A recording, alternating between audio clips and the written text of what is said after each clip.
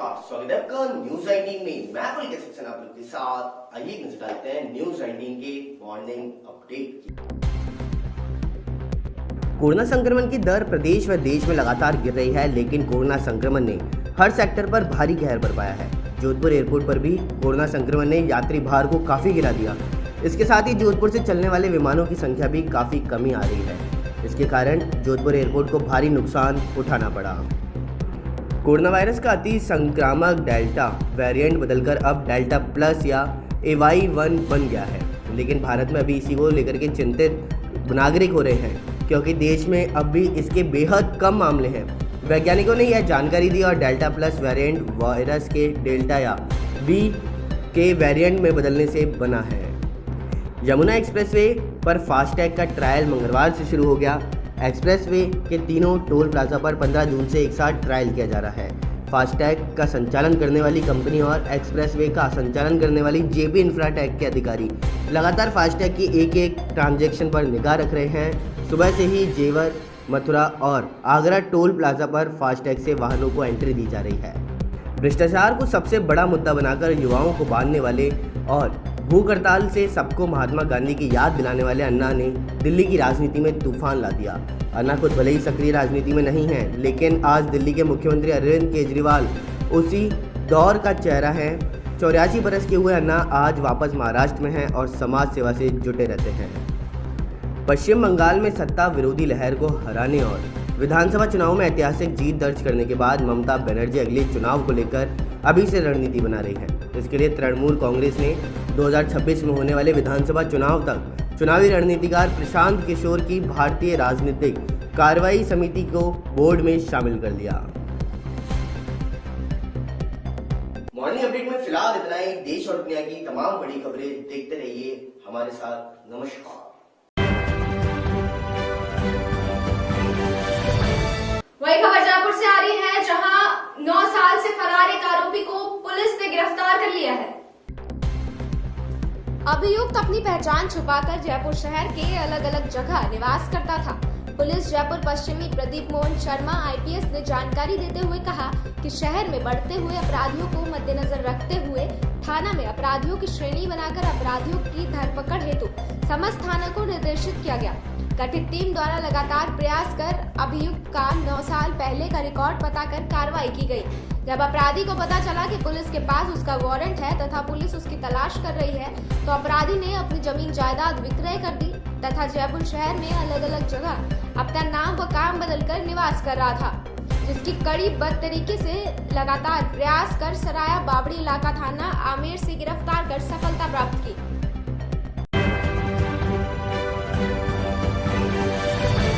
वही खबर जयपुर से आ रही है, जहां 9 साल से फरार एक आरोपी को पुलिस ने गिरफ्तार कर लिया है।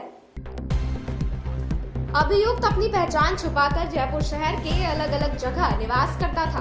पुलिस जयपुर पश्चिमी प्रदीप मोहन शर्मा IPS ने जानकारी देते हुए कहा कि शहर में बढ़ते हुए अपराधियों को मद्देनजर रखते हुए थाना में अपराधियों की श्रेणी बनाकर अपराधियों की धरपकड़ हेतु समस्त थाना को निर्देशित किया गया।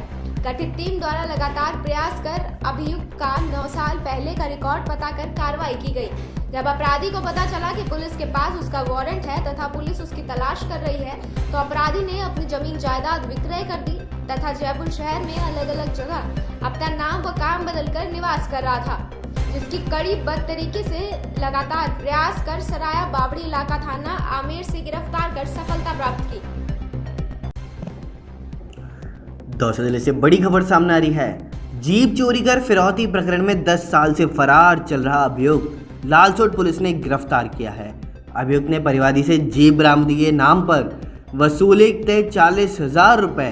वहीं अभियुक्त जगमोहन मीना निवासी जौल टोडा भीम को लालसोट पुलिस ने गिरफ्तार किया। साथ ही साथ जिला कारागार से भी मुजरिम के हाथ जुड़े हुए हैं। वहीं जिला कारागार से वारदात को अंजाम देने वाले अभियुक्त जगदीश उर्फ छोटिया का पिता है जगमोहन मीना। तो वहीं जीप चोरी कर फिरौती प्रकरण में पूर्व में भी किया जा चुका है 9 मुलजिमों को गिरफ्तार। साथ ही साथ परिवादी कैलाश रावत निवासी लालसोट में 31 अक्टूबर 2011 को जीप चोरी का मामला दर्ज करवाया था। वहीं लालसोट पुलिस को जीप चोरी प्रकरण में शेष मुलजिमों की तलाश जारी।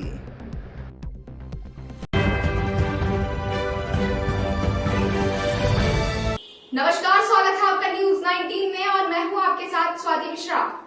राजस्थान में अब तक सचिन पायलट खेमे ने जहां एक तरफ अशोक गहलोत की परेशानी बढ़ा दी थी, लेकिन अब उन 6 विधायक जिनकी वजह से पिछली बार पायलट के बगावत के बाद अशोक गहलोत की गद्दी बचाई गई थी, अब उन विधायकों के खेमे से भी बगावत की बू आ रही है। कल उन 6 में से 4 विधायकों ने आपस में ही मीटिंग रख ली। इस मीटिंग में मंत्रिमंडल विस्तार को लेकर चर्चा भी हुई। कांग्रेस में आए सभी 6 विधायकों ने मीटिंग की है और यह मीटिंग जयपुर में विधायक संदीप यादव के आवास पर हुई। बैठक में लाखन सिंह समेत 3 विधायक मौजूद रहे, जबकि शेष 3 विधायक वीडियो कॉन्फ्रेंसिंग के माध्यम से जुड़े रहे। पिछले साल सचिन पायलट की बगावत के बाद इन्हीं 6 विधायकों के कांग्रेस में आने के बाद गहलोत की गद्दी बच गई थी। तब इन 6 में से 3 को मंत्री बनाने और बाकियों को आयोग में जिम्मेदारी देने की बात कही गई थी, लेकिन ऐसा नहीं हुआ। अब इन विधायकों के सब्र का बांध टूटता नजर आ रहा है। विधायक की मीटिंग में राजनीतिक घटनाक्रम और खुद को अभी तक मंत्री नहीं बनाए जाने पर चर्चा हुई। संदीप यादव ने कहा कि इन विभागों में मंत्री नहीं है, इसलिए मंत्रिमंडल का विस्तार होना चाहिए। उन्होंने आशा जाहिर करते हुए कहा कि मुख्यमंत्री अशोक गहलोत जल्द मंत्रिमंडल का विस्तार करेंगे। 1.5 वर्ष पूर्व बसपा छोड़कर आए विधायकों को मंत्री बनाए जाने के सवाल पर उन्होंने कहा कि हमने कांग्रेस में शामिल होकर गहलोत सरकार को स्थायित्व दिया, इसलिए अब मुख्यमंत्री को हमारे मान और सम्मान को देखना चाहिए। वहीं विधायक राजेंद्र गुड़ा ने मुख्यमंत्री अशोक गहलोत पर निशाना साधते हुए कहा कि जब 11 महीने पहले सचिन पायलट की अगुवाई में 19 विधायक छोड़कर चले गए, तब अगर हम 6 विधायक और अन्य 10 निर्दलीय विधायक साथ नहीं देते तो गहलोत सरकार की आज पहली बरसी होती। उन्होंने कहा कि कांग्रेस आलाकमान को यह गणित समझ में क्यों नहीं आ रहा कि सरकार तो उसी वक्त चली जाती, लेकिन हमने इसे बचा ली थी। बता दें कि पिछले वर्ष जुलाई में सचिन पायलट की बगावत के बाद इन 6 विधायकों के समर्थन से ही गहलोत सरकार संकट से बच पाई थी। तब इन विधायकों में से 3 को मंत्री बनाने और बाकी को आयोग बोर्ड में जिम्मेदारी देने की बात कही गई थी। हालांकि ये विधायक कह रहे हैं कि उन्हें बिना शर्त सरकार को अपना समर्थन दिया था, लेकिन अब लोग मुख्यमंत्री अशोक गहलोत पर दबाव बनाते नजर आ रहे हैं। इसमें तो कोई ज्यादा दिमाग लगाने वाली बात, कोई इसमें तो कोई मैथ्स, कोई गणित है ही नहीं। आज से लगभग 1 साल पहले 11 महीने हो गए, 19 विधायक कांग्रेस को छोड़ के चले गए थे। और यदि वो 19 विधायक कांग्रेस से चले गए थे, यदि 10 + 6 हम नहीं होते तो आज सरकार की प्रथम पुण्यतिथि की तैयारी होती। इसमें कहा ये आलाकमान को इस मामले में गणित लगाने की जरूरत, सीधा सा गणित है। यदि 10 निर्दलीय और 6 बसपा के लोग नए उस टाइम में सरकार बचाते तो आज सरकार की प्रथम पुण्यतिथि की तैयारी होती। एक आलाकमान के समझ में क्यों नहीं आ रहा, मुझे तो पता नहीं।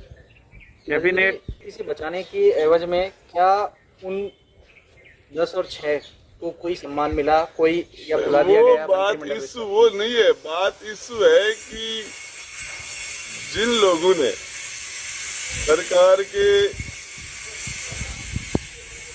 कांग्रेस पार्टी के निशान पर लोग जीत गए, उनमें से मेजोरिटी आपके पास पूरी थी नहीं, उनमें से 19 चले गए, तो उसके बाद में सरकार के पास क्या था? यदि हम नहीं होते तो सरकार तो आज प्रथम पुण्यतिथि की तैयारी होती।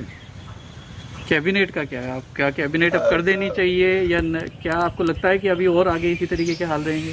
अब साहब मैं जहाँ तक समझता हूँ ये तो मुख्यमंत्री जी का अधिकार क्षेत्र का मामला है और ये सीएम साहब इस मामले में करें। लेकिन मैं जो बात बता रहा हूँ, ये जो आज दिल्ली में जिस तरह की न्यूज चल रही है, जिस तरह की बातें चल रही है, मुझे तो जहाँ तक समझता हूँ इनका कोई मतलब नहीं है।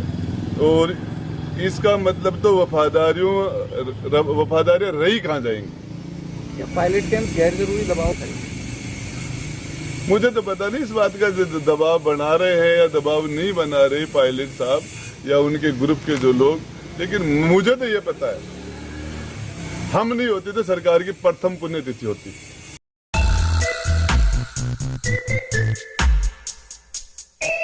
नमस्कार, स्वागत है आपका न्यूज 19 में। मैं पुलकित सक्सेना आप लोग के साथ। आइए नजर डालते हैं अखबार की सुर्खियां मेरे साथ। आप सभी को बता दूं, लगातार राजधानी जयपुर के अंदर नगर निगम ग्रेटर महापौर जिनको निलंबन कर दिया गया है, उनको लेकर के लगातार विवाद जारी है और कल इस विवाद को लेकर के हाई कोर्ट ने सुनवाई भी की है। यह सुनवाई कम से कम 4 घंटे तक चलती हुई नजर आई है और इसके बाद में फैसले को सुरक्षित भी रख लिया गया है। लेकिन इसमें आखिरकार फैसला क्या कुछ आएगा, ये तो हाई कोर्ट का जब निर्णय सामने आएगा तभी पता चल पाएगा। लेकिन इससे कयास लगाए जा रहे हैं कि इस निर्णय को जल्द ही घोषित किया जाएगा, जिससे अब जनता को भी पता चल पाएगा कि आखिर नगर निगम ग्रेटर के अंदर आखिर किसकी गलती सामने आई थी और किसकी गलती नहीं सामने आई है। वहीं साथ ही साथ एक बात और आप सभी को बता दूं कि 2 महीने तक मुख्यमंत्री अशोक गहलोत किसी से भी व्यक्तिगत रूप से नहीं मिल सकेंगे।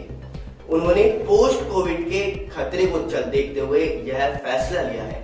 वहीं जिससे कि अब जुलाई के अंदर जो मंत्रिमंडल विस्तार होने वाला था उस पर भी अब विराम लग चुका है और इससे अब एक तरह से देखा जाए तो पोस्ट कोविड की वजह से इसको किया गया है, लेकिन इसको राजनीतिक पहल भी कही जा सकती है, क्योंकि अभी सचिन पायलट दिल्ली के अंदर मौजूद हैं और अगर मुख्यमंत्री अशोक गहलोत किसी से भी पर्सनली नहीं मिलेंगे और वो वीडियो कॉलिंग के थ्रू ही बात करेंगे तो इससे साफ साफ स्पष्ट होता है कि मंत्रिमंडल विस्तार अभी अगले महीने संभव नहीं है। साथ ही एक बात और आप सभी को बताता हूं कि चित्तौड़गढ़ के अंदर गौवंश लेकर के जा रहे युवकों को भीड़ ने ही पकड़ लिया और भीड़ ने ही दबोच करके उसकी पिटाई कर दी है, जिसके अंतर्गत एक व्यक्ति की मौत भी हो गई तो एक व्यक्ति गंभीर रूप से घायल बताया जा रहा है। भीड़ ने ऐसा किया कि एक व्यक्ति को तो मार ही दिया और एक व्यक्ति की हालत बहुत गंभीर बताई जा रही है। तो इसी को लेकर के अभी मामला गर्म है और पिकअप को घेर करके यह हमला किया गया था और इस पूरे मामले के अंदर आप सभी को बता दूं कि 19 लोगों पर मामला दर्ज है और वहीं 10 लोगों को गिरफ्तार भी कर लिया गया है। साथ ही साथ आप सभी को बता दूं कि मौतों का आंकड़ा एक बार फिर बढ़ चुका है कोरोना की वजह से। और हम अगर राजस्थान की बात करें तो राजस्थान में आप सभी को बता दूं कि पिछले 24 घंटे के अंदर कोरोना के 277 नए मामले सामने आए हैं।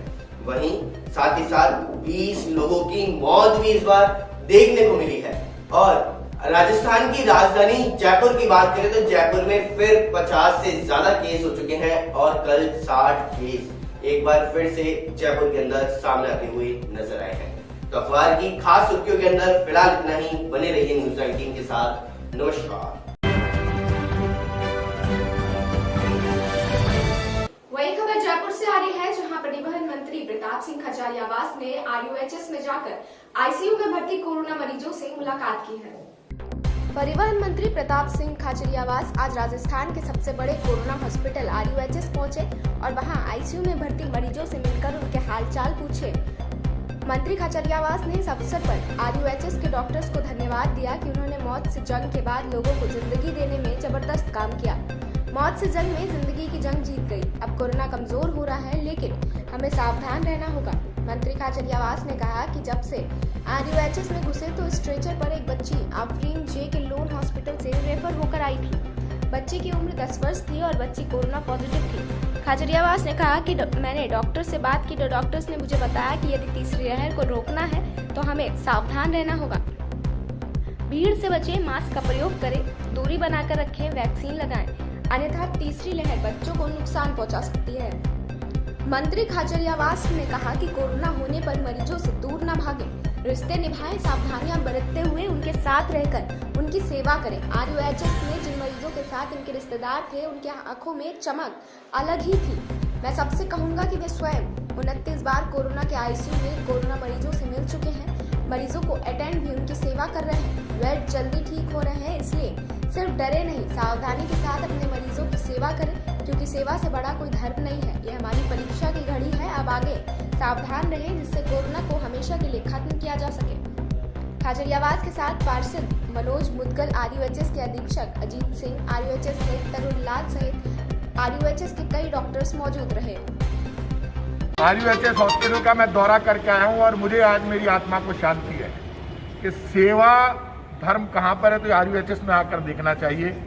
हमारा वो सरकारी अस्पताल जहाँ 40,000 का इंजेक्शन भी फ्री है, दवाई फ्री है, जांच फ्री है। लेकिन हमारे सबसे बड़े warrior doctor Ajit Singh, doctor Tarun Lal, doctor Sanjay, doctor Mahendra ji और सारे डॉक्टर्स की टीम, विनीता शेखावत जो नर्सिंग को हेड कर रही है, और RS रावत साहब, चौहान साहब, डॉक्टर चौहान साहब, गिरीश चौहान जी खड़े हैं मेरे साथ, सब डॉक्टर। मैं इनको हाथ जोड़कर धन्यवाद देता हूँ। RUHS को, हमारा RUHS सबसे बड़ा हॉस्पिटल, ये वो RUHS है जिसको आज आप देख रहे हैं, ये जहाँ बाहर तक लोगों की लाइनें लगी रहती थी। इन्होंने जंग लड़ी है, मौत से जंग इन डॉक्टर्स ने लड़ी। और मैं तारीफ करूंगा हिंदुस्तान में ये doctors, doctor Bhandari, doctor Ajit Singh, Tarun Lal और ये सारी इनकी टीम, ये वही टीम है जिसने हिंदुस्तान में सबसे अच्छे रिजल्ट दिए। मैं चीफ मिनिस्टर अशोक गहलोत जी को धन्यवाद दूंगा। ब्लैक फंगस का इलाज फ्री, कोरोना का इलाज फ्री, राजस्थान में दवाई और जांच फ्री। और मैं अभी ICU देख कर आया हूँ, मैं हेड्स ऑफ हूँ और ICU में मैं मरीजों से मिलकर आया हूँ। अभी डॉक्टर्स ने मुझे एक बच्ची से मिलाया आफरीन से, कोविड पॉजिटिव 8-10 साल की बच्ची आई थी। अभी डॉक्टर्स ने मुझे कहा कि बच्चों पर अब ये कभी भी बीमारी वापस आ सकती है, जरूरत है। मैं तो डर गया, लेकिन हम सबको सावधान रहने की, डर कर मास्क लगाएं, डिस्टेंस मानें, सावधान रहें, भीड़ में इकट्ठे नहीं हों, क्योंकि जब तक सब लोग वैक्सीन नहीं होंगे तब तक हम बच नहीं सकते। मैं अभी ICU में दौरा करके आया हूँ, मरीजों का हौसला बढ़ा के आया हूँ। मैं सबसे कहूँगा, रिश्ते निभाने का वक्त है। मुझे दुख वहाँ पर है जब डॉक्टर्स से मेरी बात हुई, बहुत मरीज ICU में अटक गए। कोरोना जा रहा है, बहुत कम हो गया, लेकिन जो ICU में अटक गए उनका जज्बा मैंने देखा, वहाँ रिजल्ट देखे मैंने। उनका ऑक्सीजन लेवल आ रहा है 96, 94, 93, वो ठीक हो रहे हैं। आपकी दुआ की जरूरत है, हम सब के आशीर्वाद की, हम सब की दुआ के साथ साथ प्यार की जरूरत है। मुझे भरोसा है हम सब मिलकर अब कोरोना को पूरी तरह से हरा देंगे, लेकिन हमें सावधान रहना है। आप सबको धन्यवाद। वही खबर बांदीकुई से आ रही है, जहां भाजपा कार्यकर्ताओं ने आज वैक्सीनेशन में लापरवाही और चिकित्सा व्यवस्था को दुरुस्त करवाने के लिए उपखंड अधिकारी को ज्ञापन सौंपा। दौसा के बांदीकुई में भाजपा जिलाध्यक्ष डॉक्टर रतन तिवारी के निर्देशानुसार बांदीकुई विधानसभा क्षेत्र के भाजपा कार्यकर्ताओं ने आज बांदीकुई में वैक्सीनेशन कार्यक्रम में लापरवाही बरतते कंप्यूटर ऑपरेटर द्वारा लगाई गई वैक्सीन व क्षेत्र की चिकित्सीय व्यवस्थाओं को दुरुस्त करने को लेकर उपखंड अधिकारी बांदीकुई नीरज मीणा को ज्ञापन सौंपा, जिस पर उपखंड अधिकारी नीरज कुमार मीणा ने तुरंत कार्रवाई पर भरोसा देते हुए सभी भाजपा कार्यकर्ताओं को आश्वासन दिया। साथ ही भविष्य में ऐसी घटना ना घटे, इसके लिए जो दोषी व्यक्ति है उसके खिलाफ कार्रवाई का भी भरोसा दिलाया। साथ ही बांदीकुई के NICU की स्थापना को लेकर कार्यवाही की मांग की। इस दौरान जिलाध्यक्ष प्रमोद व्यास, देवी सहाय शर्मा, भाजपा नेता सोमेश विजय, बसवा मंडल अध्यक्ष महिपाल सिंह शेखावत, बड़ियाल कला मंडल अध्यक्ष सुभाष माल, भाजपा महामंत्री भवानी शंकर भारद्वाज, भाजपा महामंत्री नितिन व्यास, उपाध्यक्ष त्रिलोक सैनी, हुकुम सिंह सहित भाजपा के कार्यकर्ता एवं पदाधिकारी मौजूद रहे।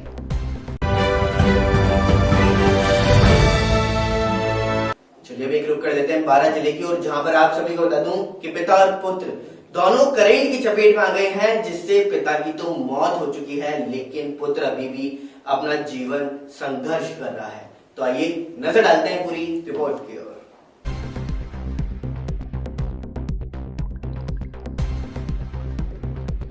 अटरू सर्किल के कवाई थाना क्षेत्र के मुसई गुजरान गांव में करंट की चपेट में आए पिता पुत्र, वही पिता की मौके पर ही मौत हो गई, जबकि पुत्र गंभीर घायल है। समूचे घटनाक्रम में विद्युत विभाग की लापरवाही सामने आई है। उपखंड अधिकारी दिनेश मीणा ने बताया कि मुसई गुजरान गांव में तेज अंधड़ से 11 kV लाइन का तार टूट गया था, जिससे अधेड़ छीतरलाल मेहता उम्र 50 वर्ष की मौके पर ही मौत हो गई। वहीं मृतक का पुत्र घासीलाल गंभीर घायल हो गया, जिला चिकित्सालय 12 रेफर किया गया। घटना के बाद गुस्साए ग्रामीणों ने कवाई चिकित्सालय में पोस्टमार्टम के बाद मृतक का शव लेने से परिजनों ने इनकार कर दिया है। वहां पूर्व विधायक रामपाल मेघवाल व ग्रामीणों ने विरोध करते हुए मुआवजे की व लापरवाह कर्मचारियों को हटाने की मांग भी की है। और इस अवसर पर उपखंड अधिकारी दिनेश मीणा, पुलिस उपाधीक्षक सोजीलाल मीणा, अधिशासी अभियंता शेर सिंह ने समझाइश कर मामला शांत किया, तो वहीं विद्युत विभाग से 4 लाख व मुख्यमंत्री सहायता कोष से 1 लाख रुपए दिलवाने का लिखित आश्वासन दिया। तब ग्रामीणों व परिजनों ने मृतक का शव लिया। मुसई गुजरान गांव में विद्युत विभाग के लूज रवैये के कारण विद्युत तारों के टूटने से एक व्यक्ति की मौत हुई है और 5 व्यक्ति घायल हुए हैं। घायलों को और मृतक को कवाई अस्पताल में लाया गया है, जहां पर घायलों का उपचार किया गया है और मृतक के लिए हमने गांव वासियों के साथ मुआवजा देने की मांग की है। एसडी साहब मौके पे पहुंचे हैं और काफी समय बाद एक्शन साहब पहुंचे हैं। विद्युत विभाग का कोई भी कर्मचारी वहां तक घटनाक्रम तक वहां तक नहीं है, केवल घटना के बाद में आनन फानन से वहां के जो लूज तार थे उनको उठाने का काम उन्होंने किया है, ताकि मौके पर उनको ये इस प्रकार की रिपोर्ट नहीं मिले। इसमें विद्युत विभाग की गंभीर लापरवाही नजर आ रही है और हमने मांग की है मृतक के लिए 10 लाख रुपए दिए जाए, परंतु एक्शन साहब के आने के बाद उन्होंने उनके पावर के अनुसार 5 लाख रुपए देने की घोषणा की है और साथ ही मुख्यमंत्री सहायता कोष से एसडी साहब ने 1 लाख रुपए दिलवाने की भी घोषणा की है। मैं प्रशासन से और सरकार से मांग करता हूं, इस प्रकार का बिजली बोर्ड का जो लूज रवैया है, इससे और आने वाले समय में भी कई जनहानि होने की संभावना है। अतः लूज विद्युत तंत्र को सही करवाएं और लापरवाह कर्मचारियों के प्रति सख्त कार्रवाई करें। बांदीकुई से बड़ी खबर सामने आ रही है, जिसमें आप सभी को बता दूं कि बांदीकुई के कोलाना में ग्राम सेवा सहकारी समिति कोलाना द्वारा कोरोना से बचाव के लिए सैनिटाइजर व मास्क का वितरण किया गया है। साथ ही साथ समिति अध्यक्ष मीरा गुप्ता व व्यवस्थापक रामुतार गुप्ता ने समिति के सदस्यों सहित दौसा केंद्रीय सहकारी बैंक शाखा बांदीकुई में भी स्टाफ को मास्क व सैनिटाइजर वितरित किए।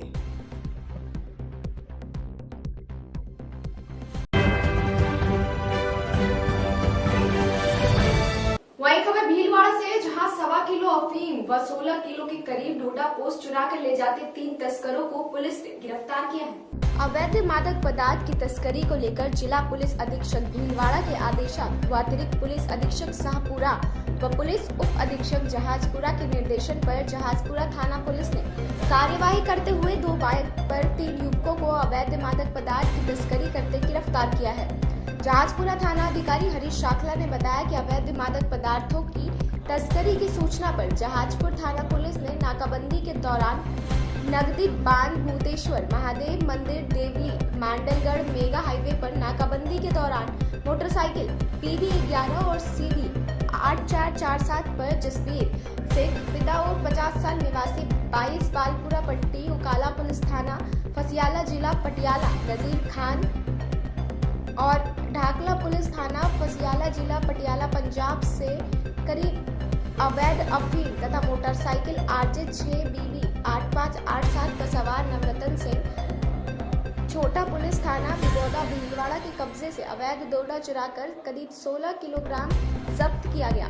प्रकरण का अग्नि अनुसंधान पानोली HSO रामपाल बिश्नोई द्वारा किया जा रहा है। वहीं पुलिस टीम में थाना अधिकारी Harish Sakhla, head constable Vinay Singh, head constable Vijay Singh सही राम सहित संयुक्त टीम ने कार्रवाई की।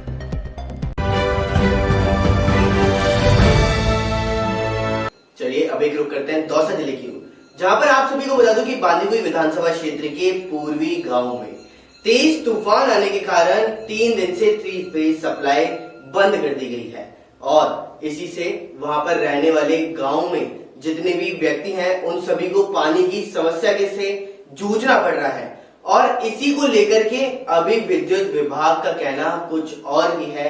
आइए देखते हैं इस खास रिपोर्ट से।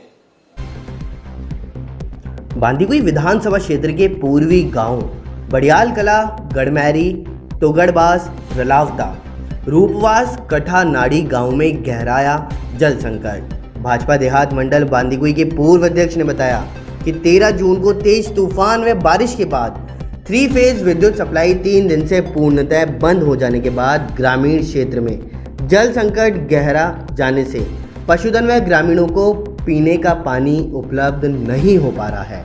विद्युत अधिकारियों से बात करने पर कोई संतोषपूर्ण जवाब भी नहीं मिल पा रहा कि विद्युत सप्लाई कब चालू होगी। ऐसे में निजी खर्चे से ग्रामीणों को जनरेटरों का सहारा लेकर के ट्यूबवेलों से पानी निकालना पड़ रहा है।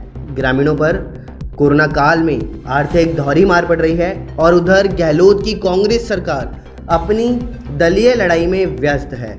समय रहते सरकार विद्युत सप्लाई दुरुस्त कराए, अन्यथा मजबूरन ग्रामीणों को आंदोलन की राह पकड़नी पड़ेगी। जनरेटरों से टंकी भरने के अवसर पर महेश भासरोटा, महेश रलावता, कमल सिंह, विश्राम आडवाणी, बाबू महंत, बने सिंह सहित कई ग्रामीण उपस्थित रहे। राजस्थान की जो गहलोत सरकार है वो आपसी लड़ाई में व्यस्त है और यहाँ पे जो तूफान आया है बांदीपुर क्षेत्र में, उससे बहुत सारे विद्युत पोल गिर गए, पेड़ गिर गए और आज 3 दिन हो गए। 3 दिन से लाइट सप्लाई बिल्कुल बंद है और जो गांव ग्रामीण क्षेत्र है वहाँ का पशुधन और आपके जो आदमी हैं वो प्यासे हैं। ऐसे में ग्रामीणों को मजबूरन जनरेटर का सहारा लेकर के और पानी भरने को मजबूर होना पड़ रहा है। तो मैं गहलोत सरकार से कहना चाहूँगा कि आप आपकी जो लड़ाई है उसे बंद करें और लाइट को जल्दी से जल्दी दुरुस्त कराएं। अधिकारियों से बात की तो वो गोलमोल जवाब है उनका। वो ये नहीं कह रहे कि लाइट शाम को आएगी, कल आएगी या परसों आएगी। ऐसे में बेचारा किसान करे तो करे क्या। तो गहलोत सरकार से निवेदन है कि लाइट को जल्दी से जल्दी दुरुस्त कराएं ताकि जो पानी की जो समस्या है ग्रामीण क्षेत्र में वो जल्दी से जल्दी ठीक हो सके। नमस्कार, स्वागत है आपका न्यूज 19 में और आप देख रहे हैं हमारा हरियाणा बुलेटिन। आइए नजर डालते हैं हरियाणा की अब तक की बड़ी खबरों की ओर। अंबाला में मंगलवार को पुरानी रंजिश में हत्या की वारदात सामने आई है। बाइक सवार 2 बदमाशों ने एक ग्वाले की गोली मारकर हत्या कर दी। पहलवान को 8 गोलियां मारी गई हैं। वारदात के इलाके में सनसनी फैल गई। पुलिस धरपकड़ के लिए दबिश दे रही है, लेकिन 24 घंटे बीत जाने के बावजूद हमलावरों का पता नहीं चल सका है। साथ ही मृतक के परिजनों की तरफ से कोई लिखित बयान नहीं दिया गया। घटना अंबाला छावनी के हाथीखाना मंदिर के पास सोमवार सुबह करीब 7:30 बजे घटी। हालांकि मंगलवार सुबह तक परिजनों की तरफ से कोई शिकायत नहीं दी गई। मिली जानकारी के अनुसार अंबाला छावनी इलाके की कुम्हार मंडी का रहने वाला ग्वाला जीतू पहलवान हाथीखाना मंदिर के पास पशुओं को बांधने के लिए आया था। इसी दौरान बाइक पर सवार 2 बदमाश आए। जीतू पहलवान पर ताबड़तोड़ गोली बरसाई और इनमें से 8 गोलियां जीतू के पेट और सीने पे लग गई। पानीपत की एकता विहार कॉलोनी निवासी युवती की 2 साल पहले दिल्ली स्वरूप नगर निवासी युवक के साथ हुई शादी दहेज की मांग पूरी न होने पर पति ने हैवानियत की हद पार कर दी। मारपीट के बाद पत्नी को लोहे की गर्म रॉड से शरीर पर कई जगह दाग दिया गया। घर बसाने के लिए युवती यातनाएं सहती रही। अब पति के परिजनों ने पड़ोसियों के साथ मिलकर पत्नी को जान से मारने की साजिश रची, जिसकी भनक लगते ही युवती गाय को रोटी खिलाने के बहाने घर से निकलकर पानीपत पहुंच गई। युवती की शिकायत पर चांदनी बाग थाना पुलिस ने पति समेत 7 नामजद एक अज्ञात के खिलाफ केस दर्ज किया है। एकता विहार कॉलोनी निवासी 24 वर्षीय शालू शर्मा ने बताया कि 2 साल पहले उसकी शादी दिल्ली के स्वरूप नगर निवासी गोविंद के साथ हुई थी। शादी में पिता ने हैसियत के हिसाब से दान दहेज दिया। शादी के कुछ दिन बाद पति 1 लाख रुपए और बुलेट की मांग करने लगा। मांग पूरी न होने पर उसके साथ मारपीट की जाती और पति के साथ साथ सास ससुर ननद और पड़ोसी भी मारपीट करते। प्रदेश में 24 घंटे में 4 मेडिकल कॉलेजों में ब्लैक फंगस के 13 नए मामले सामने आए हैं। 2 मरीजों की मौत हो गई। पिछले 1 सप्ताह में ब्लैक फंगस के 193 मरीज मिले हैं, यानी हर दिन औसतन करीब 3 नए मरीज मिले। 6 जून तक ब्लैक फंगस के मरीजों की संख्या 1118 थी, जो 13 जून तक बढ़कर 1310 हो गई। हालांकि ब्लैक फंगस के नए केस मिलने की रफ्तार 3 सप्ताह में 80% घटी है।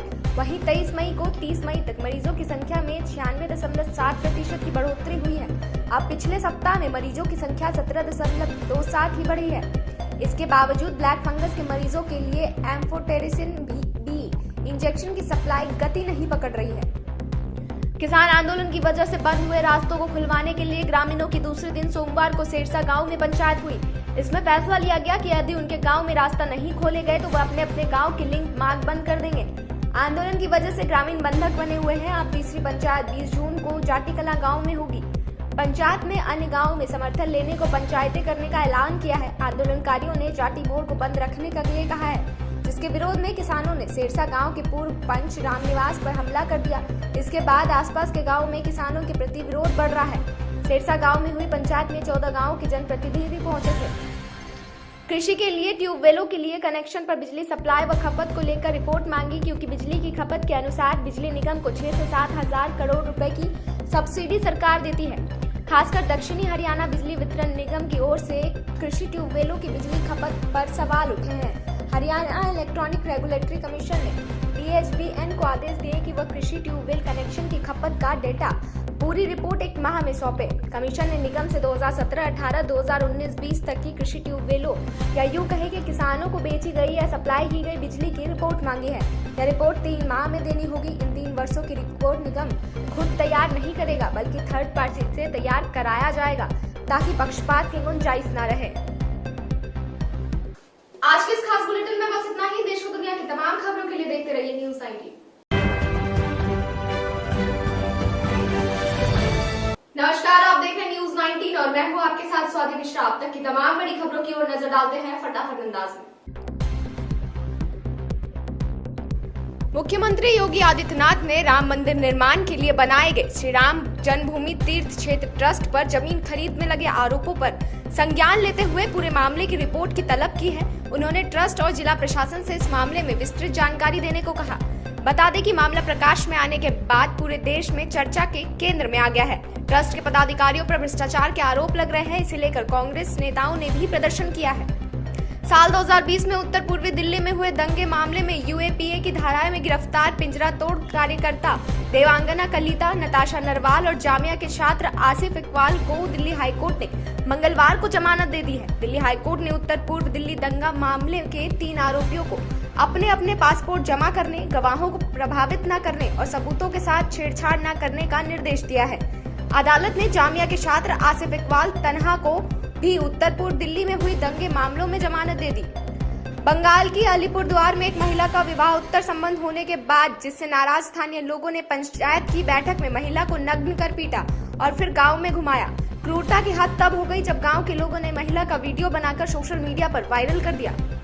सुप्रीम कोर्ट ने मंगलवार को 2012 में हुई केरल के 2 मछुआरों की हत्या के मामले में आरोपी इतालवी नौसैनिक पर भारत में चल रहे आपराधिक मुकदमे को बंद कर दिया है। सुप्रीम कोर्ट ने फैसला केंद्र की याचिका पर विचार करने के बाद लिया। जस्टिस इंदिरा बनर्जी और जस्टिस SR शाह की आवश्यककालीन पीठ संवादी अनुच्छेद 142 के तहत मिले विशेष अधिकार के तहत सुप्रीम कोर्ट ने यह फैसला लिया है। सुप्रीम कोर्ट ने कहा कि पीड़ित परिवार मुआवजे से संतुष्ट है, इसलिए दिल्ली के पटियाला हाउस कोर्ट में चल रहे मुकदमे को बंद करने का निर्णय लिया है। पाकिस्तान की खुफिया एजेंसी ISI अब तक सीमावर्ती क्षेत्र के भोले भाले लोगों को हनी ट्रैप करती थी, लेकिन अब ISI एजेंटों ने भारत पाक सीमा से सटे क्षेत्रों में राजनीतिक परिवारों के सदस्य को अपना शिकार बनाना शुरू कर दिया है। खुफिया एजेंसी के सूत्रों की माने तो पाकिस्तान में बैठे ISI के एजेंट ने फेसबुक के मार्फत पहले इस युवक को दोस्ती की और उसके बाद व्हाट्सएप पर बातचीत शुरू हुई।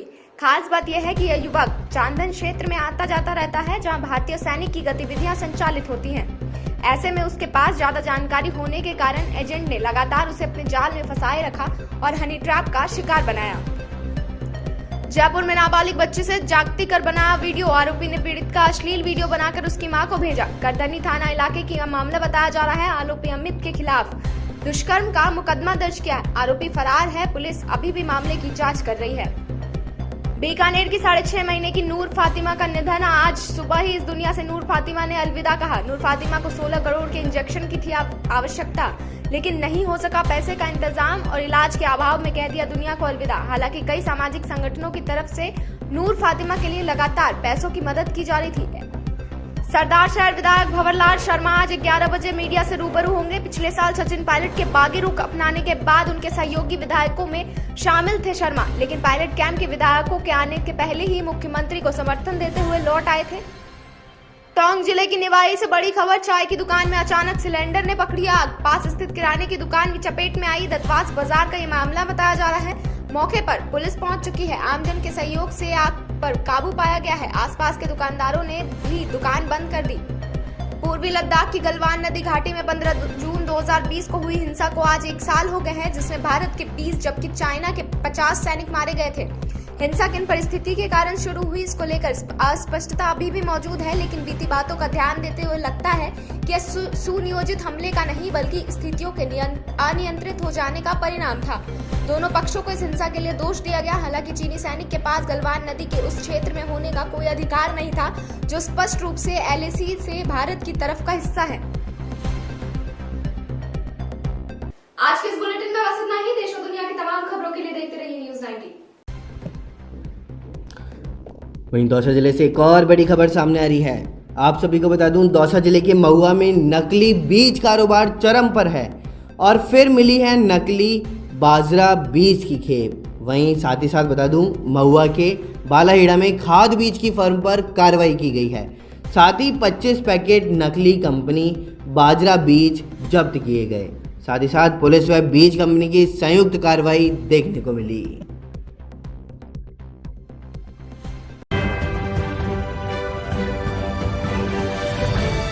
वही खबर बांदीकुई से आ रही है, जहां जीआर खटाना ने अधिकारियों से वार्ता करके आरओबी के रुके हुए निर्माण कार्य को पुनः शुरू करवाया है।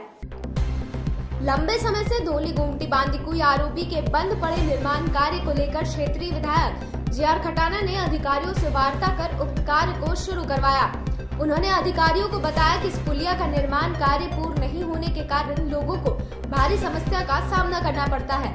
आज रेलवे धोली गुमटी के निर्माण कार्य के दौरान PWD व रेल विभाग के अधिकारी मौजूद रहे और बड़ी बड़ी क्रेनों के माध्यम से इन डागरों को रखा गया। उक्त कार्य पूर्ण होने के बाद शीघ्र ही आरओबी लोगों को अपनी सेवाएं दे सकेगा और बाईपास से गुजरने वाली वाहन भी अंदर होकर जा सकेंगे, जिससे बांदीकुई बाजार के व्यापार पर भी फर्क पड़ेगा।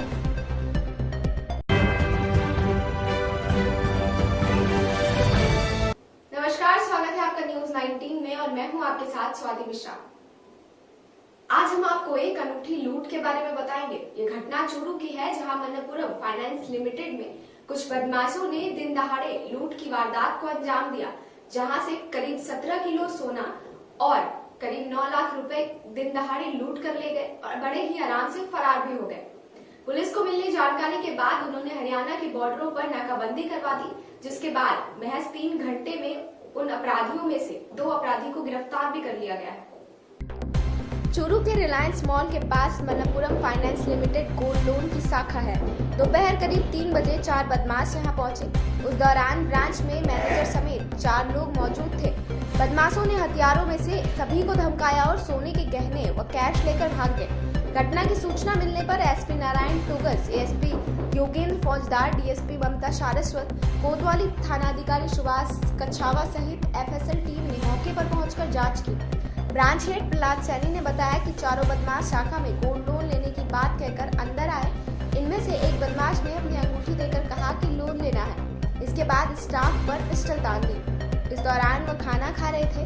बदमाश ने उन पर भी पिस्टल तान दी। शाखा का शटर बंद कर बदमाशों ने मारपीट शुरू कर दी और चाबी लेकर स्टाफ को बाथरूम में बंद कर दिया। इसके बाद बदमाश करीब 8.5 लाख रुपए का सोना लेकर लूट कर भाग गए।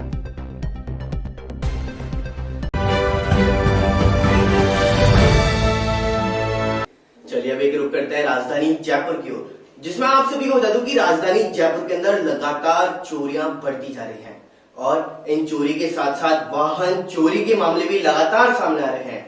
इस बार ऐसे ही एक और मामला सामने आया है पुलिस थाना मालपुरा गेट से, जहां पर आप सभी को बता दूं कि पुलिस ने कार्रवाई करते हुए वहां पर 2 अभियुक्तों को गिरफ्तार किया है और उनके कब्जे से 2 मोटरसाइकिलों को बरामद भी किया है। तो आइए देखते हैं पूरी रिपोर्ट। पुलिस थाना मारपुरा गेट जयपुर द्वारा वाहन चोरी के खिलाफ में कार्रवाई को अंजाम दिया गया है। जयपुर में लगातार बढ़ रही वाहन चोरी की वारदात के ऊपर अंकुश लगाने के लिए मालपुरा गेट पुलिस ने कार्रवाई की है। तो वहीं कांस्टेबल दशरथ सिंह की सूचना पर पुलिस ने एक्शन लेते हुए वाहन चोरी का खुलासा करते हुए 2 अभियुक्तों को गिरफ्तार किया है। साथ ही 2 चोरी की मोटरसाइकिल को भी बरामद किया गया और अभी पुलिस मामले की जांच कर रही है और इस मामले में और कितने वाहनों को चोरी किया गया उन सभी का जांच पड़ताल कर जल्द ही खुलासा करेगी। इस मामले में आरोपी सोनू चौधरी और सनी मीणा 2 आरोपी को गिरफ्तार किया गया, जिनसे 2 मोटरसाइकिलें बरामद की। इनसे और ये आरोपी कहाँ के रहने वाले हैं? ये दोनों यहीं के हैं, अपने बोर्डर नंबर मालपुर गेट थाना क्षेत्र में बोर्डर नंबर वहाँ के रहने वाले हैं। तो अभी इन्होंने कुछ कबूलनामा किया कि कहाँ से इन्होंने चोरी करी, क्या कुछ किया? तो मालपुर गेट थाने के क्षेत्र से चोरी की तो भी सामने संदर्भ और सर, इन अपराधियों के खिलाफ पहले भी कोई थाने में मुकदमा दर्ज है या नहीं? नहीं, दोनों नए चोर आए हैं, दो काम की वजह से इनको तनाव हो गया और स्मेक देने लग गए, उसके खर्चे के चक्कर में चोरियाँ शुरू की। और इनके साथ अगर वो साथी का भी कोई नाम उजागर किए होंगे? कोई जांच जारी है, उसका जारी।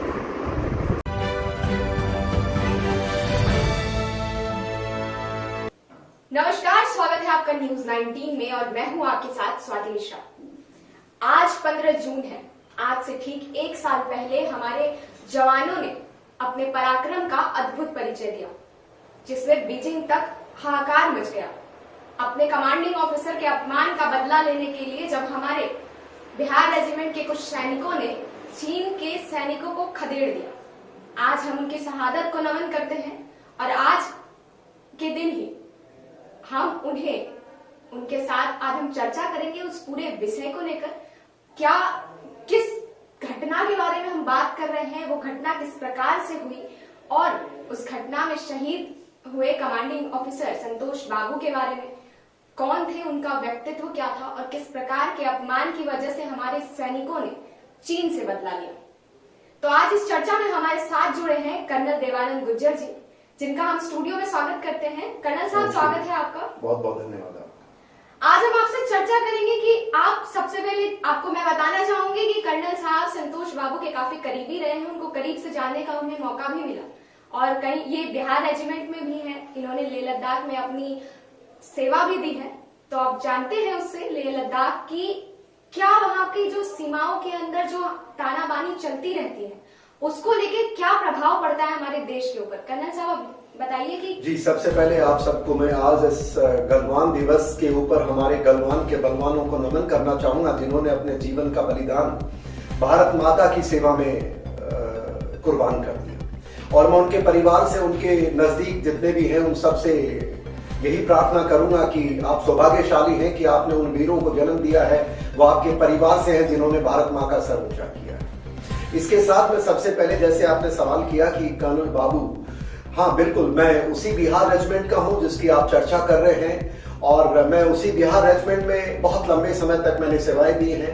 कर्नल बाबू हैं, वो भी जब एक जेंटलमैन कैडेट थे नेशनल डिफेंस एकेडमी में, तब मैं उनका आर्मी हेड ट्रेनिंग टीम का मैं बॉस हुआ करता था, ओआईसी आर्मी ट्रेनिंग टीम कहते हैं, पुणे के अंदर। उस दौर में मैंने उनको एक युवा की तरह बहुत नजदीक से देखा है और जब वो कमीशन होकर के रेजिमेंट में आए तब भी 1-2 बार जब मैं उस दौर में मैं भी कमांडिंग ऑफिसर हुआ करता था, मिलने का मौका मिला है। इससे आगे बात बताना चाहूंगा कि क्योंकि ये मुद्दा है लेह लद्दाख का। देखिए, लेह लद्दाख एक ऐसा इलाका, दुर्गम इलाका है जहां पर बिल्कुल नंगी पहाड़ियां हैं, वहां बर्फ से ढका रहता है, बारिश कभी नहीं होती है और वहां पर टेम्परेचर -40-50 डिग्री बहुत रूटीन है। और वहां पर आज भी जो गर्मी का समय है, जिस प्रकार आप देख रहे हैं कि जून का महीना है, पूरा हिंदुस्तान गर्मी से उबल रहा है, लेकिन वहां रात को टेम्परेचर अभी भी माइनस में होता है। वहां पर नदियां हैं जहां पानी बहुत बहता है, पहाड़ है जहां पर चढ़ने में बहुत दिक्कत आती है। यही नहीं कि टेम्परेचर कम है, वहां पर ऑक्सीजन की जो मात्रा है, क्योंकि 14,000 हाइट के ऊपर होता है, वहां पेड़ पौधे बिल्कुल नहीं होते हैं और घाटियों के तलहट के अंदर ही पानी और जनसंख्या रहने के लोग बाग रहते हैं। तो इसलिए जिन पहाड़ियों के ऊपर सेना को काम करना पड़ता है, वहां पे ऑक्सीजन कम है, एक्सट्रीम कोल्ड टेम्परेचर है और वहां पर विभिन्न प्रकार के मौसम से जो खतरे होते हैं, बर्फ से फ्रॉस्ट बाइट हो जाती है, लंग्स में पानी भर जाता है, सांस लेने में दिक्कत आती है और टेम्परेचर कम के कारण जब हम कोई भी प्रकार के इक्विपमेंट को इस्तेमाल करते हैं तो उस इक्विपमेंट की भी जो सर्विसेबिलिटी वो कम हो जाती है। तो इस प्रकार का वो लेह लद्दाख का एरिया है। वो लेह लद्दाख नहीं है जो टूरिस्ट घूमने जाते हैं, एक बात। दूसरी बात, जब आपने ये पिछले साल जो ये होता है, मैं इतना ही बताना चाहूंगा कि भारत का नागरिकों को, देशवासियों को चीन के साथ हमारा कहीं बॉर्डर नहीं लगता है। Please make understand very clearly, हमारा जो बॉर्डर लगता है वो तिब्बत के साथ लगता है, क्योंकि तिब्बत पे चीन ने कब्जा कर लिया, इसलिए साइनो इंडिया बॉर्डर की ये जो लोग एंटी भारत ब्रिगेड चर्चा करती है वो गलत है, पहली बात। दूसरी बात ये कि जो ये बॉर्डर डिस्प्यूट है, हमारा तिब्बत से कभी कोई डिस्प्यूट नहीं था अंग्रेजों के जमाने से। सर आपसे यहीं पे आपको थोड़ा सा रोकना चाहूंगी कि जो बॉर्डर मैनेजमेंट ट्रीटी हुई थी, अभी ये गलवान हमले के बाद वो बिल्कुल खत्म होती नजर आ रही है, क्योंकि चीन की तरफ से कभी उन ट्रीटीज को माना नहीं गया है और गलवान इस बात का सबूत है। अब बात ये उठती है यहाँ पर कि क्या चीन का मकसद क्या है, क्या काकोरम पॉइंट तक वो घुसना चाहता है, या आखिर बार बार ट्रीटी को तोड़ने का आखिर चीन का मंशा किस बात को लेकर है? आपका बहुत अच्छा सवाल है। मैं इतना बता दूं कि जो भारत और लद्दाख के अंदर तिब्बत का जो हमारा बॉर्डर है वो करीब 850 किलोमीटर का बॉर्डर है। उस 850 किलोमीटर के अंदर आईबी है 368 किलोमीटर और बाकी जिसको आज के दौर में एलएसी कहते हैं। भारत एलएसी शब्द को कभी नहीं स्वीकार करता है। ये 1992 के अंदर नरसिम्हा साहब जब पहली बार चीन विजिट पे जाते हैं तब ये गलती से इसकी मोहर लग जाती है, क्योंकि हम कभी उसे स्वीकार ही नहीं करते हैं। पहली बात तो ये है। दूसरी बात, आपने मेरे को सवाल किया कि जो उस इलाके के अंदर चीन चाहता क्या है। देखिए, आपको समझना पड़ेगा कि ये पूरी चीन की मानसिकता हमारे भारत पर दबाव बना करके एक सीपैक कॉरिडोर है जो चीन का हम आप देखिए 1962 में जब चीन अंदर आता है हमारी स्थिति अलग थी। उसने टोटल 37,000 स्क्वायर किलोमीटर एरिया एक्साई चीन का हमारा कब्जा किया 62 में।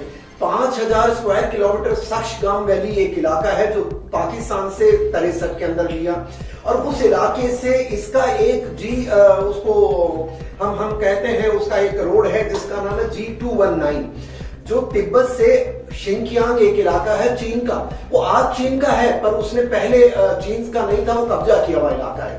उसको जोड़ने के लिए, क्योंकि उसको इंडियन ओशन और इस तरफ सेंट्रल एशिया में रास्ता बनाना था, तो सीपैक नाम का एक गलियारा है जो हमारे पीओके के थ्रू वो बना रहा है। आपने देखा होगा 2019 के अंदर जब भारत की पार्लियामेंट ने हमारे कश्मीर के अंदर हमने 370 को हटाया था और ये भी कहा था कि पीओके भारत लेगा, क्योंकि 1992 में भारत की पार्लियामेंट ने ये पास किया था कि हम पीओके लेके रहेंगे।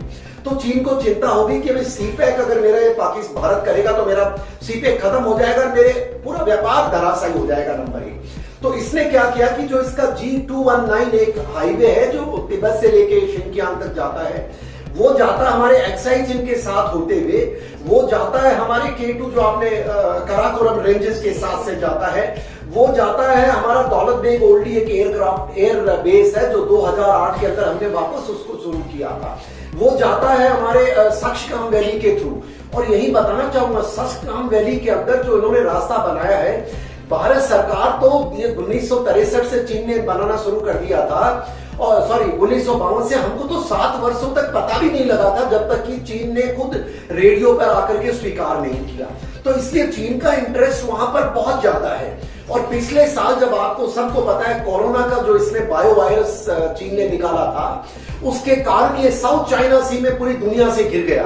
तो इसने सोचा अगर मेरा सीपैक अगर कमजोर पड़ जाता है तो मैं बर्बाद हो जाऊंगा, और भारत को डराने की कोशिश की।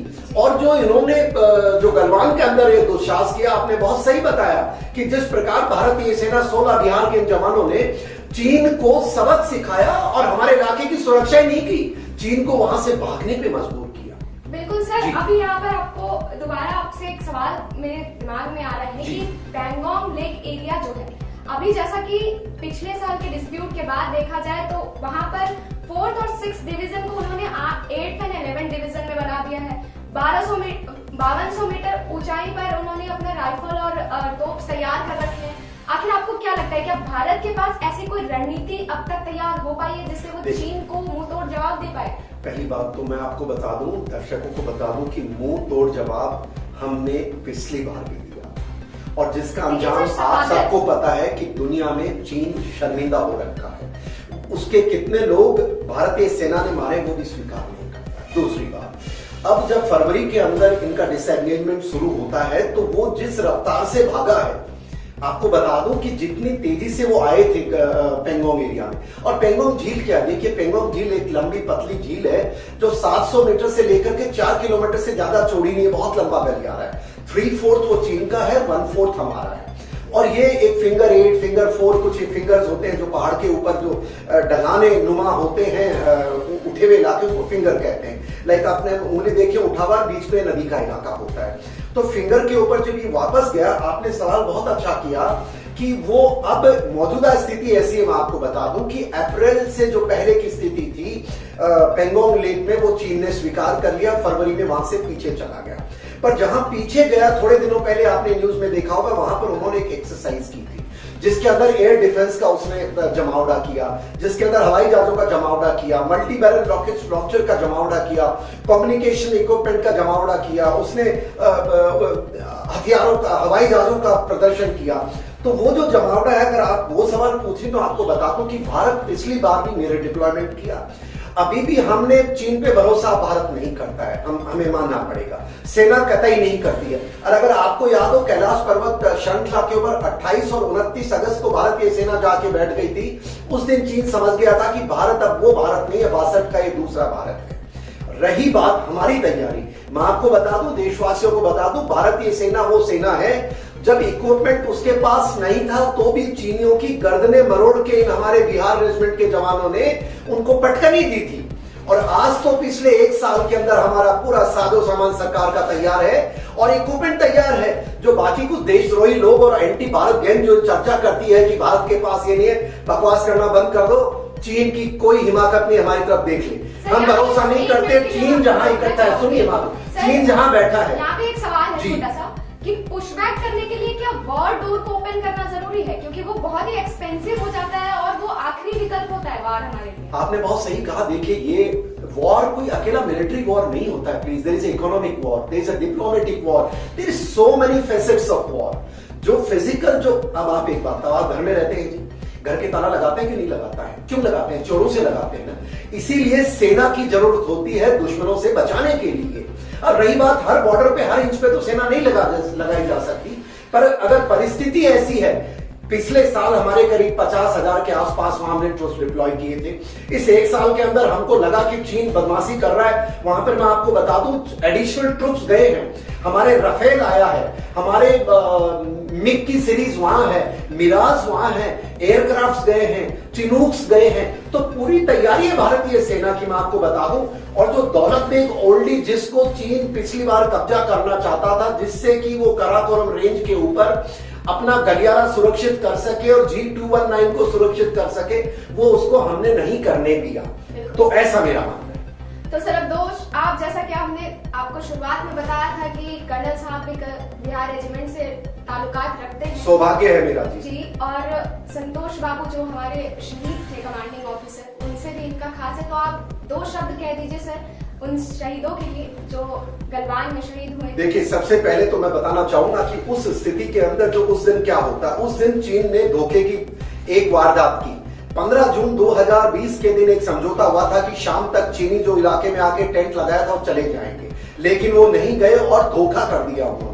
और जब कर्नल बाबू और उनके साथ जो 2 उनके बडीज होते हैं, वो जब वहां पर गए, क्योंकि सुबह तो बात हुई थी और शाम को वो गए हैं और उन्होंने उनके ऊपर घात लगा के हमला कर दिया, जिसमें उनकी वो शहादत को प्राप्त होते हैं 2-3 आदमी हमारे चले जाते हैं। और उसके बाद चीन को सबक सिखाने के लिए भारतीय सेना ने, जिस प्रकार से वो हमारे घातक प्लेटून कहा जाती है, जिस प्रकार से आर्टिलरी ने हमें सपोर्ट की, और मैं मानता हूं भारतीय सेना का जो हमारा कल्चर है, जिस प्रकार से हम हमारे साथियों को नहीं छोड़ सकते, दुश्मन को सबक सिखाते हैं, पूरी रात भर हमने जिस प्रकार से चीन को सबक सिखाया। और मैं कर्नल बाबू को तो तब से जानता हूं जब से वो एक जेंटलमैन कैडेट हुआ करते थे नेशनल डिफेंस अकेडमी में, और वैसे भी मैं उस रेजिमेंट का हूं। हम जानते हैं हमारा मोटो है कर्म ही धर्म, और एक ही हमारी वाणी होती है जब युद्ध में जाते हैं, बजरंगबली की जय, और पूरे देशवासियों या हमारे जो आदिवासी हो भगवान बिरसा मुंडा की जय बोल करके हमला करते हैं। आपको बता दूं, वो रात थी सोमवार और मंगलवार की रात, और जब सुबह जय बजरंगबली के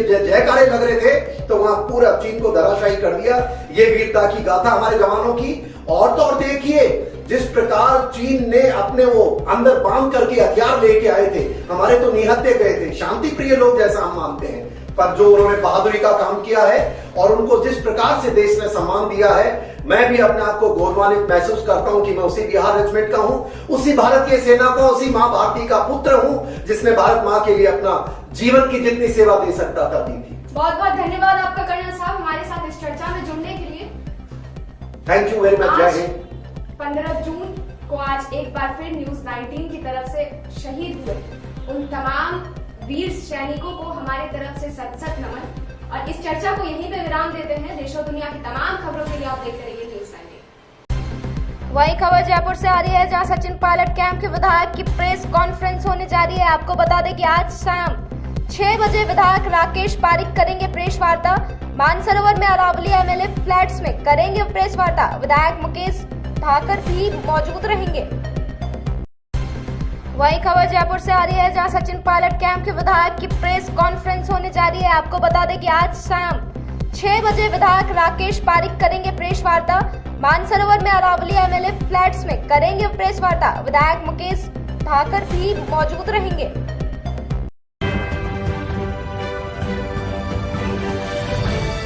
वही खबर जयपुर से, जहां आरती साया मिशन हैप्पीनेस हेल्पिंग हैंड ने जरूरतमंदों को राशन का सामान वितरण किया।